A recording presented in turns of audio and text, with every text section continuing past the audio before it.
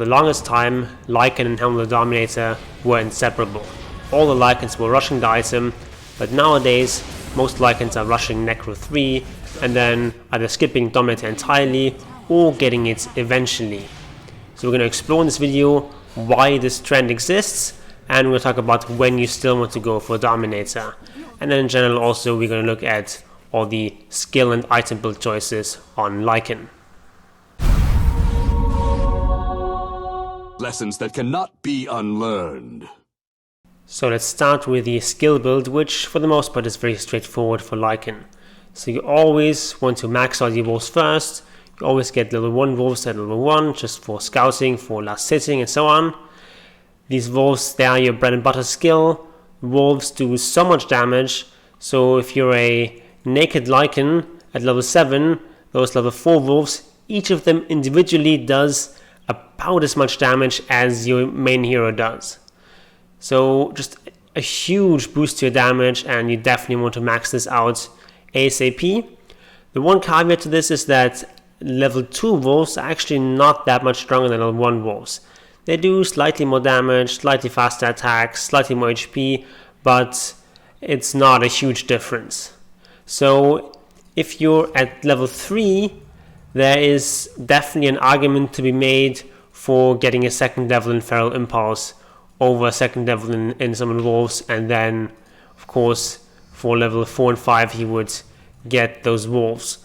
But most of the time you're just skilling wolves whenever you can, and then generally Feral Impulse is your other ability to get in the laning stage. It just gives you some nice bonus damage for yourself, for your wolves, and then lots of HP regen, which of course is most useful in laning stage. Then Howl is also a great ability, but it's a bit mana intensive because you already have to support those wolves. So oftentimes you see this neglected at the start, but it can be great to get like one level into this just as a strong fighting ability. So what I would often recommend is doing something like this. You go wolves right away, max that out, get 2 levels in Feral Impulse. Of course you get the ultimate at 6, and then at 8 you might put like 1 point into Howl, and then finish out the Feral Impulse, and then you max out the Howl. Of course you generally take the ultimate whenever you can. The thing is just the ultimate doesn't scale all that well. All it really gives you this level up is slightly more crit damage and a shorter cooldown. So if you're in a situation where you're just used the ultimate and then you hit level 12, maybe you might just consider putting an extra point in Howl to just help you fight better in the moment, and then get the second level shapeshift later. But of course generally you want to max this out ASAP. In terms of talent, you want the armor talent for level 10, but both these options are kind of weak, so you typically wait with them until at least level 11, sometimes even longer, so that you can get that Feral Impulse max out and a value point in Howl, and then maybe you can think about the armor. The damage talent is not that great because you don't have much attack speed as Lycan, you have very low agi gain, and wolves do need some armor, so this is the one we want to go for. Then level 15, it's always cooldown reduction. HP regen is nice and all, but cooldown reduction is so much stronger. You have so many active abilities, you have active items, so definitely cooldown reduction. Level 20, it's generally shapeshift duration. It just has a better win rate, it's just a stronger ability. You have a lot of bonus damage anyway, so this extra 15% is not that great, but 5 seconds shapeshift duration helps you so much in fighting, gives you so much more space to maneuver around with in fights. And then level 25 is a bit of situational choice. Generally, the Wolves talent is the one you want to go for. So if it's a good Lycan game, your Wolves are doing work, then you definitely go for the Wolves. But sometimes you have these games where your wolves just get cleared very easily. You're playing in something like a Kunkka, for example, who can easily kill your wolves with a low cooldown ability, with low commitment, and then maybe you just go for this shapeshift quick strike ability instead. But in most games the wolves is actually stronger, because even though they're like a summon, they do sort of static damage, the damage is so high that even in the late game they're still really strong. So let's talk items. A big part of the reason why Necrobook is so popular these days is just because Sage's Mask is so strong. And Lycan is a very mana hungry hero, as we talked about, and you already inherently have some extra HP regen, so just the build up for Necro Book is just generally more useful for Lycan. And so if you go for Necro Book, you just generally have the smoother transition. So what kind of starting items do you want to buy? Let's start with the side lane Lycan first. You definitely of course want a Quelling Blade and one set of tangos. What do you get after that? Well, oftentimes you avoid a harassment, so oftentimes you want to buy a Ring of Protection, and so this already leaves you with 390 gold spent. So that means you have another 210 gold to play around with. You can, for example, buy a Salve and 2 branches. This is a very solid starting build. And then you can go into your actual items. If you're going for a Necro Book, you then just buy these 2 Sage's Masks and just have a lot of mana regen that way. Or if you're like really worried about physical harassment, you can even get a second Ring of Protection. Problem with that is that then the second ring you just have to sell. The first one you can make into Buckler and then eventually into AC, so it doesn't get wasted. But the second one is just purely for the laning stage. So most of the time you will confine yourself to just 1 Ring of Protection. Instead of these branches, you could also go for 3 mangoes. That's also 210 gold. So this is going to give you a bunch of HP regen. These 3 mangoes give you about as much regen as a Ring of Regen would at a lower price. And of course you can use that for emergency mana when you run out. Or if you have a fairly easy lane to look forward to and you don't need that Ring of Protection, you can start with a Sage's Mask right away. So this is 225 gold. And then your remaining gold can either be a Salve or you can buy a branch and a mango. Either way is fine. If you're playing the mid lane, of course, you still want to buy a Quelling Blade, but you generally don't need to buy your own tangos. But oftentimes you'll still be very worried about physical harassment, so Ring of Protection is still good. You can afford a Sage's Mask here. And then with these 3 items, you have room for either a mango or a branch. Even though mango is sort of the more valuable item, oftentimes it's good to just have a branch to be able to eat your shared tangos in the mid lane without having to go to the side too far. Oftentimes mid lane you don't expect too much harassment at the start, so then you can just skip the Ring of Protection, you can go Quelling Blade, Sage's Mask. Theoretically you could go just for another Sage's Mask, but that just leaves you with no stat items, no tangos to eat, so generally we don't want to do that. You can go for something like a branch and 2 mangoes. You can even go triple mango, but again you have no branches then. Or you can go for 2 branches, 1 mango. A lot of different possibilities here. You can even go for 3 branches and 1 mango, which will mean that at the start probably you can have a shared tango here, and then later you can pull that mango into your inventory. And honestly, Sage's Mask is such a strong item that you might even consider buying one at the start, even if you're going to go for Dominator first. Because then, of course, eventually you're still going to use this for your Necro Book. So why is Dominator no longer a core item on Lycan? Well, a big part of that change was the change from Dominator giving a attack speed aura to a damage aura. Now, Lycan already has an inherent damage aura, so that would synergize really well with attack speed. So the old Dominator was perfect in Lycan. But the new Dominator gives you another damage aura, but you already get 50% bonus damage from that Feral Impulse, and then it stacks additively with the extra bonus damage you get from Dominator. So it just makes the item a little bit less valuable on Lycan. But of course Feral Impulse synergizes perfectly with Necro. It gives all these Necro units a bunch of bonus damage, which is great. And what a lot of people actually don't know is that the Necro Archer has an aura that gives you attack speed. Now the attack speed bonus is fairly minimal. It's 5% at level 1 and 9 at level 3. So that is pretty negligible, but it's something. An important factor to consider is that Necro units do piercing damage. So they do a lot of damage to creeps, but a lot less damage to heroes and towers. So Necro is a great tool for farming. So on the one hand it solves your mana issues, which is important, and then it also just speeds up your farming a lot, and Dominator does that too to a certain extent, but not nearly as much as Necro does. Of course, there's also the fact to consider that when you use Dominator, you're also denying yourself one jungle creep. So every creep you take over, you can't kill, obviously. So how much DPS do these two items, Necro 1 and Dominator, actually put out? I've set up a little test environment here with both these Lycan groups far enough apart and don't give each other auras.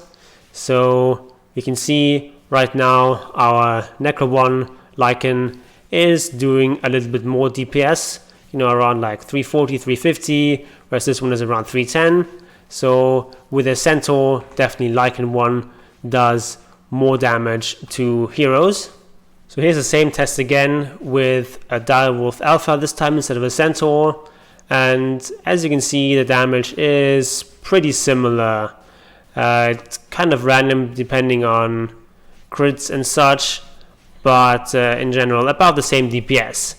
So if you get the same DPS against heroes, that just means you get a lot more DPS against creeps, and that is one of the strong suits of the Necro 1 build, aside of course from just having that more useful mana regen. On the other hand, of course, Dominator gives these auras that are useful for the rest of your team, whereas Necro still has this attack speed and movement speed aura, but it's not a very strong aura. And also, of course, Necro doesn't have full uptime. It has 60-second uptime and a 90-second cooldown. So it's only up for 2/3 of the game, basically. Whereas Dominator, of course, you can still lose your dominant units, but if you don't, it has complete uptime. So that is a big advantage. Of course, also just more flexibility with Dominator. You can get these DPS creeps like the Alpha Wolf. You can get a Centaur for extra control. You can get things like a Purge creep if there's abilities you need to purge. So Dominator offers a bit more flexibility. But just generally, it's a bit stronger to go for Necro. It just gives you more farming power and just has a smoother transition during the laning stage. So that's why generally people are skipping the Dominator. Another reason, of course, is just it makes things easier. It's easier to micro if you don't have the extra Dominator creep. And especially if you're like not a Lycan specialist, but just someone who dabbles in Lycan because it's currently very strong, it's a lot easier, a lot more comfortable just to go for Necro and not have to worry about microing one extra unit. But the one big advantage that Dominator Rush has is they just have a slightly stronger level 6 timing, especially if you get a good creep like a Centaur or a Hellbear Smasher. These creeps just provide so much with your first ultimate, but in general though, the Necro Rush is usually a bit better in this game, and the main reason is really just the Sobi Mask is such a ridiculously powerful item right now. Alright, so you have your Necro 1, maybe some smaller items, maybe you went for a stick, maybe some nice value item like a Blightstone, maybe you have a Ring of Protection for laning stage. What then do you go for next? Well, the answer is basically always just straight for Necro 3. So Necro 2 is slightly better than Necro 1, but really the big prize is Necro 3, and having earned Necro 3 is incredibly powerful. Of course, you get that purge ability from your Necro Archer, and then you also get the detection from your Warrior, which is so great for map control. You can deward everything, you can see Invis sneaking up on you, and just having this, Necro 3 in an early timing, if you rush this, you can often have it at like 12-13 minutes, and that just gives your team such a big advantage in map control. So once you have Necro 3, what then is the next item to go for? Well, one possibility is just Dominator. We talked about all the strengths of Necro, and Necro is obviously great, but it's still even better if you get Dominator and Necro. So Dominator is an item that really benefits from being rushed, but so does Necro. So if you're getting this Necro 3 right at the start, you can just go for Dominator later on. Even though it no longer has quite as much synergy as it used to with Lycan, it's still a great item, of course, on him. still gives you that extra 30% bonus damage onto your base damage, and that extra creep is obviously great. Also, of course, benefits from that Feral Impulse and from the aura from Necro and so on. So Dominator is still a very strong follow-up item. However, there are some games where you're playing against a lot of wave clear, a lot of AoE damage. So if you're playing a hero like Kunkka, maybe going for this Dominator is not the best idea. You still want Necro because it gives you so much farming and map control, but then after that you probably want to go for more like a right-click build that's oriented around your own hero, get items like Treads, like AC, that sort of hybrid item, and then go for things like BKB and Basher into Abyssal, things like that. But if you're in a game where these extra creeps are still very useful, you can just go for Dominator as a second item and then transition into some of these other aura items like the AC. Also a strong item is Drum, very underrated item, gives you a bunch of attack speed just passively, and then of course with the active extra movement speed and attack speed. So this is an item that just fits in really well with Lycan. You have all this bonus damage from Feral Impulse and possibly from Dominator as well, and of course that means that attack speed aura is very welcome, and it's just an item that fits well into Lycan's game plan, because after you hit that power spike for the Necro and then the Dominator maybe, it's very strong to be able to just extend that peak by buying another sort of cheap, efficient item, rather than having to save up for this very expensive AC. So then you have like this first item, and then you save up all the way for this another 5k gold item. So, and of course AC is an item that doesn't have the greatest build up actually on Lycan, because your main hero is still quite weak, extra attack speed is not actually that great, armor is nice I guess, but you're not typically that worried about your own safety. It's more about sort of getting the most out of your creeps, and for that AC offers a lot once it's finished, but on the way it doesn't offer your creeps anything, well except for that buckler. But yeah, in general, AC, of course, a very strong late-game item for Lycan, but oftentimes you want to hold on a little bit from building that. And I feel like a lot of pro players, a lot of pro Lycans are rushing this right after Necro, and I feel actually that's a mistake. I think it's better to just extend your power spike with some of the cheaper items like Dominator and Drum. But of course, eventually you want that AC. At some point, you probably also want a BKB in most games. You also eventually want an Abyssal Blade, so your late game item builds would probably look something like this.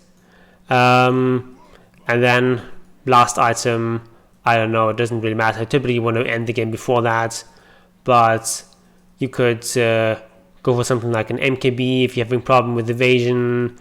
You can even go for something like a Silver Edge. You can go for a Bloodthorn, you can go for Daedalus, you can go for Satanic. A lot of viable options, but it doesn't really matter too much at this point, because that's really way past Lycan's peak. You want to end the game before that. One thing we haven't talked about yet is boots.